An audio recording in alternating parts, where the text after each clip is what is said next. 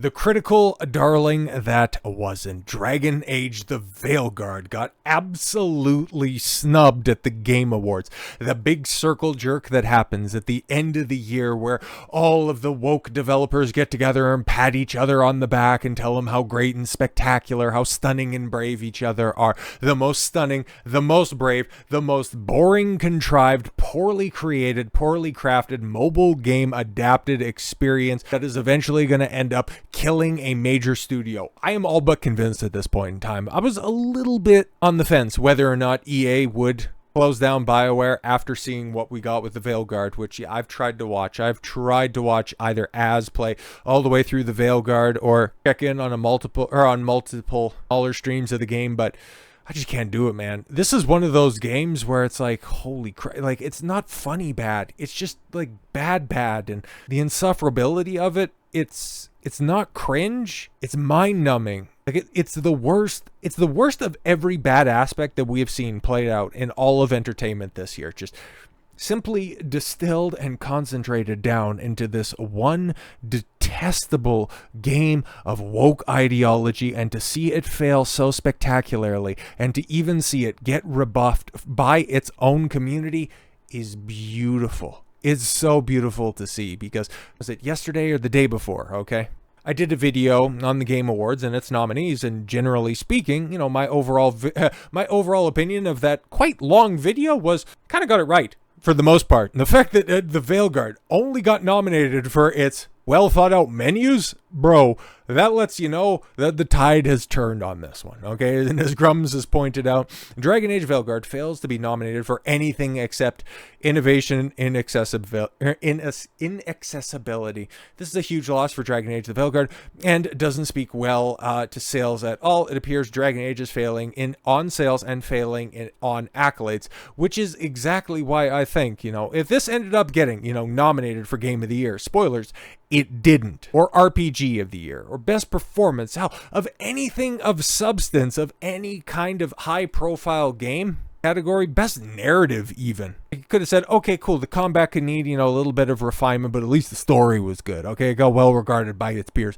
Okay, the combat was really great. See, it got nominated for, you know, Best Action RPG or something like that. No, it didn't get that. It got Best Menus. Bro, you could turn on colorblind settings. Oh, fantastic. You definitely deserve a trophy for that one. This is from BioWare, okay? The studio that brought you Everwinter Nights, Jade Empire, Knights of the Old Republic, and oh yeah, a little series called Mass Effect. And the best thing that they could do is turn on the little bowler bumpers for hack journalists to breeze through the game. Let's not mince words, and let's not forget let's cast our minds back about a month, okay? Towards the tail end of October, hell, not even that long ago, when everybody and their mother in the games journalist field was coming out and saying the Veilguard is the greatest thing ever. Okay, this is going to be, you know, everybody's game of the year. Okay, this one right here, it's revolutionary. It is a return to form for BioWare and Dragon Age. Dragon Age dumped by the Game Awards, in contrast to the games journalists raving of praise about the game. And yeah, we're a couple of days removed from this, and brother, I don't see anything from like Eurogamer, Game Rant, IGN, Games Radar,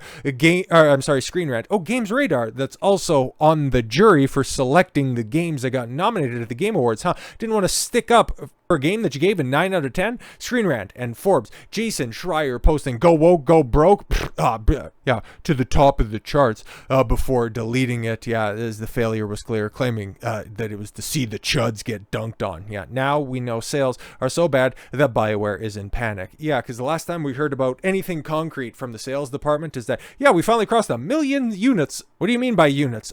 Sold, moved, digital sales, physical sales, those combined? What are we talking about? Nope, 1 million units. Cool, fantastic. Get back to me when you have anything concrete. And it's like the only thing that there's going to be concrete is everybody that used to work at BioWare hitting the concrete outside of the Epcor Tower, emptying their vacated offices. Jesus. But yeah, just taking a look at the 4 slides, like, yeah, obviously, okay, you know, getting nominated for your menu system, fantastic. Better learn how to read them if you're going to stay, employed. But go woke, go broke. Oh yeah, see, Jason Schreier. Oh yeah, the game's just taking off right now.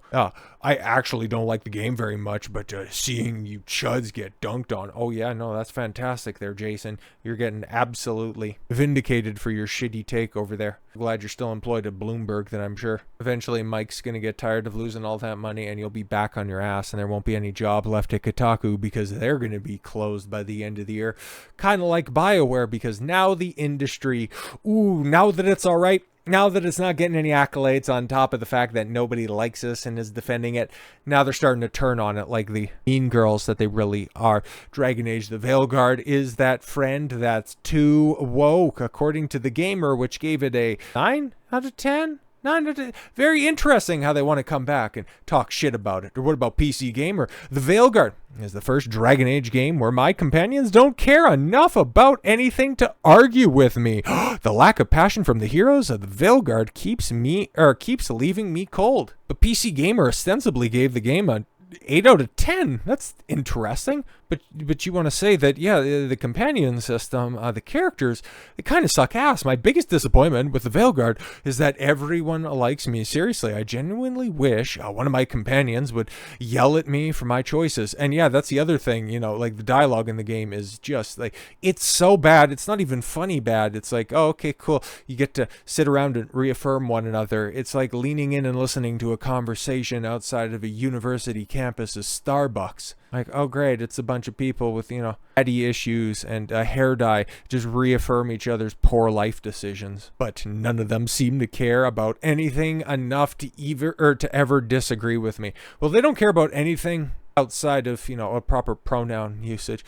And the lack of tension is what's flattened my party into the cast I've cared least about in the entire series. But again, it was a return to form. It was Dragon Age returns, nails the action RPG pivot, but falls short on storytelling the series is known for. It nails the pivot. And when you were writing the review, like we got, a packed party. The heart of BioWare RPGs have always been the cast of companions. The Veilguard comes armed with both fan-favorite archetypes, the suave assassin, the heroic Grey Warden, the long-requested specifics like a romanceable dwarven character, and a returning Inquisition scout, Lance Harding. Rook's companions are each a member of the major factions I'm courting to our god-slaying cause, bringing with them faction-specific side quests and their own personal journeys too. Veilguard does a great job of putting my little found family of Veil Avengers into each other's lives. Oh, really?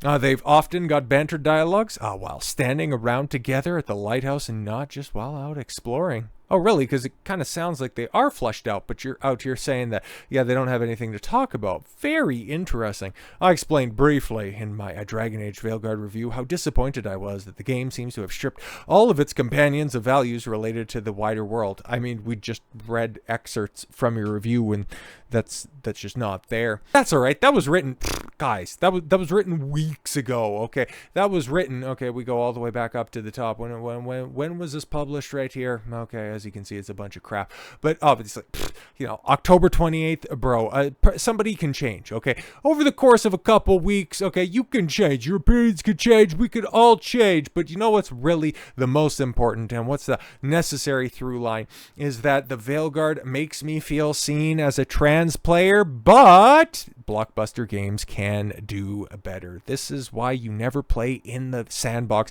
with these freaks, mostly because they'll get sand stuck in their makeshift vagina and then blame you or Trump for causing that. And then also, it's never enough, okay? It's never enough. And then when it's outright rejected by the public and then even by your own peers because they can't even defend how woke and pathetic this shit is, they will leave you high and dry. There's a tweet that makes the rounds every so often that says, getting queer baited by Marvel?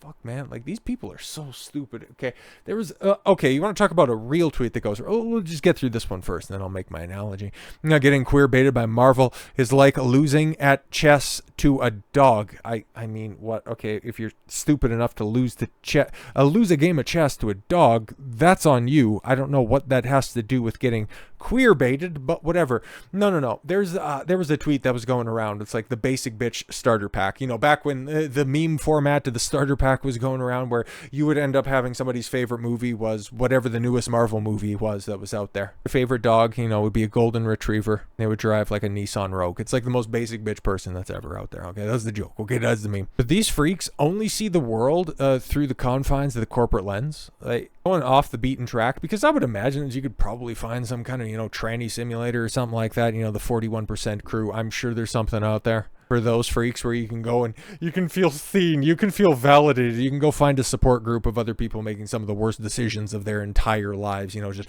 clapping at each other, especially when you live in one of these coastal metropolitan cities. I'm sure reaffirmation is not hard to find, but again, it's not actually about being validated, it's not about actually being seen, it's about conforming and making sure that everybody adheres to your delusions. This is why when they talk about mental health, they don't actually want a solution to it. Hell, they don't ever want a solution to any of their quote-unquote problems that are out there. They just want to voice what they're going through. They want to feel important in somebody else's eyes for the first time ever. Because when it comes to their accomplishments or for them being an actually engaging individual, the only thing of note is their sexual deviancy, is their superfluous decision making, where all of a sudden they wake up in the morning and go, oh, I'm a guy, or oh, I'm a girl, or oh, you need to address me with zim pronouns. It's like you are a generally unremarkable individual, as you have been your entire life. You're not smart,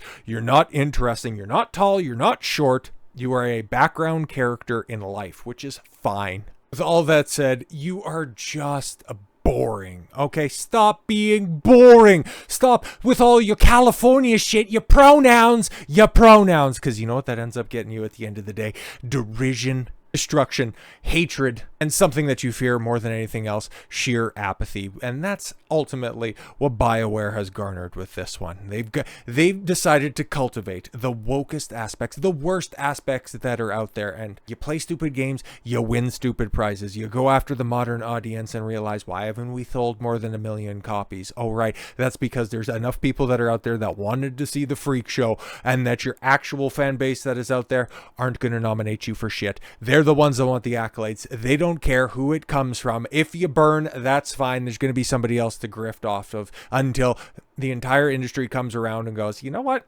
Doing all these pet project games aren't exactly worth it. So yeah, we're just going to go back to make a proper video games, the ones that are actually being celebrated in the East, the ones that are actually selling out of the East. Yeah, if we go ahead and do that, we can actually do it better than they did, as they showed in the in the early 2010s, back when the likes of Capcom and Square Enix were putting out all of their slop, and studios like Bethesda and BioWare were actually doing it better. The moment that you do that is the moment that this industry can actually save itself, and that we won't be heading for the tailspin that we're very likely to see in 2025.